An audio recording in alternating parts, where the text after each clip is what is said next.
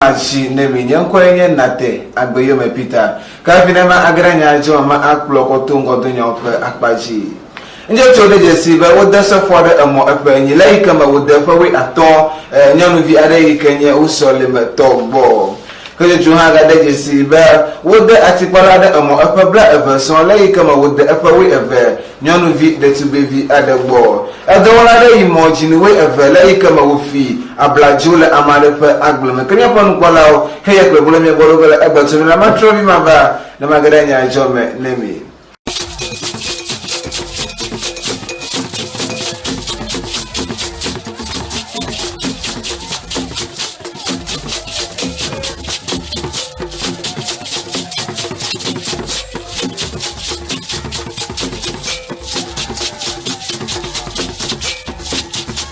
Akobemi da kan blog Yoruba TV le me karije si me nusinis ebe English dictionary nya do pa ike adam gori mi hafia nya joa na wa do bole mi pa ajoga nu pomo wana woji kemia ajoga me ike mi ano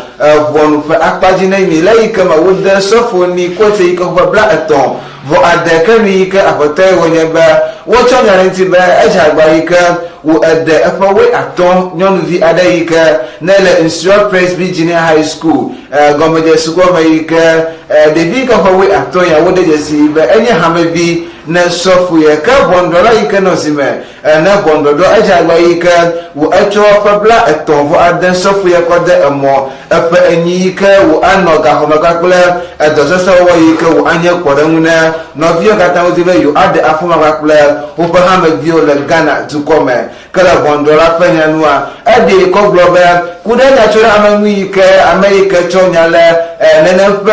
sofu iko bla etonvo ade kenya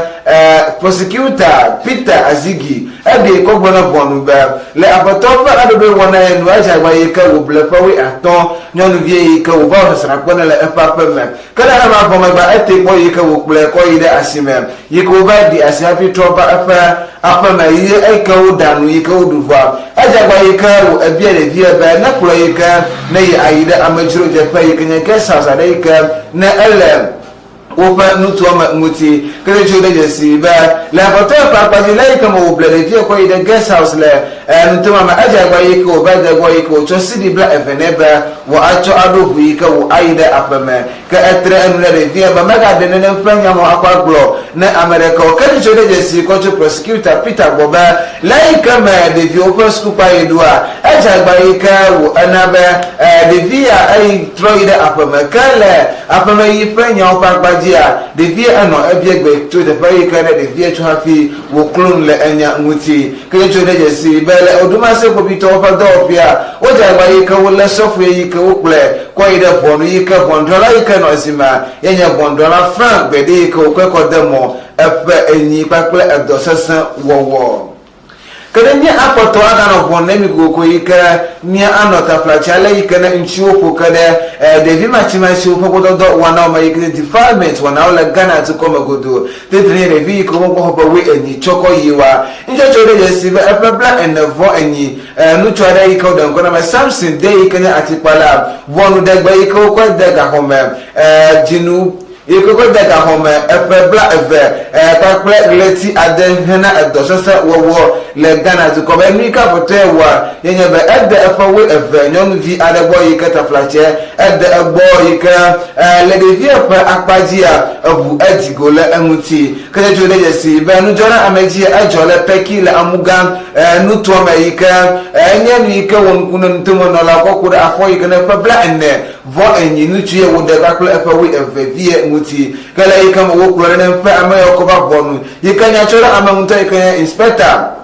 prosecutor Henry Doku ade ko bona bon ba Samson de ya wotenle le kosira nkeji ba ila yika ma wo akware via ko chu epa atipa ko de kama yika odi ko global de via ko plato atipa ho de kayema de Japan no ba metin eno etenyu ta o ko so ji ko na ko bitole peki nu to meika asisu eji kala yika ma bondola eno zimena bondodo wana ede ba yika wo che ko de ega home yika bondola Francis Ason Obuja ebe no wa apebla ebe kwakpla gleti adan yika wo asro anunya ko 20 ta apebla adan fo ani hafi $1 ga ho mem kana ma cha potana mi kan mi akota ga no bonu ba kula nene peme ke wol ntofo ba kula afoda de glo wom la Ghana to come nje jore yesi be asin fosu majesi ko bondo pa ika bondo la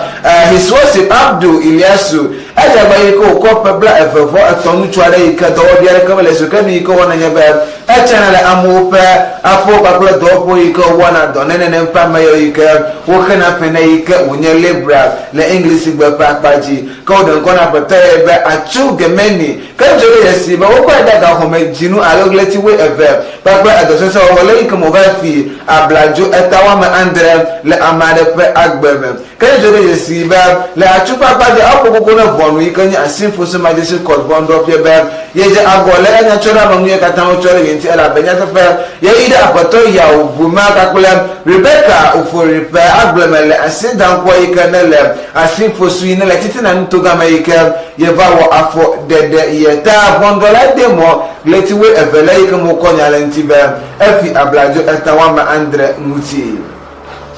Klema no bola gai mo rega mi ache me ya jole egbe gegeji akon nsem do yenye ekiele ika me mi ekwe me koto ajobla suba kla ale ika nchi utin de na yan vi ko mo pochi bola Ghana to come akpaji nyam kwanya nate agbe yo me Peter Selling Jaru enya me ika ewo nyamo dan dokata na mle egbe nya jope akpaji kama ika trust le nya jontia yenye civis akpene mi le nya pade ka wo lata